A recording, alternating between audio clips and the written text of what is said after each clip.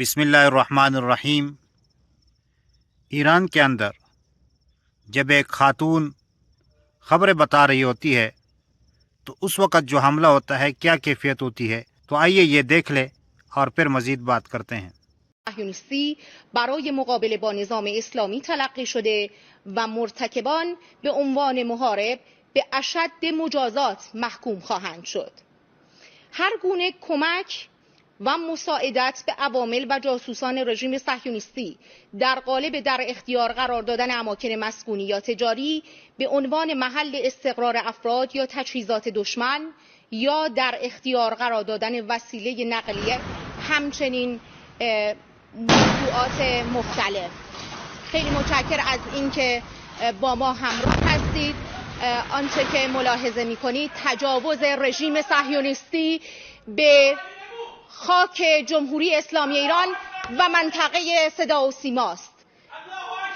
آنچه که ملاحظه کردید تجاوز آشکار رژیم صهیونیستی به صدا و سیمای جمهوری اسلامی ایران است. معاونت سیاسی صدا و سیمای جمهوری اسلامی ایران هدف حمله متجاوز قرار گرفت. الله اکبر، الله اکبر، الله اکبر. مردم شریف ایران آگاه باشید.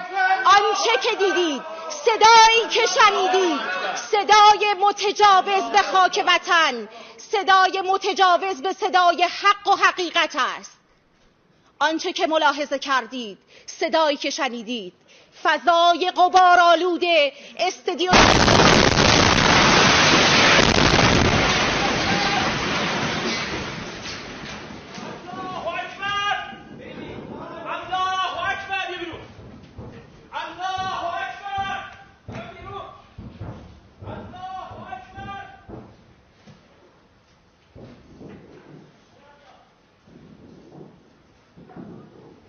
तो जी आपने ये हालत देखी, ये वीडियो सामने आई है।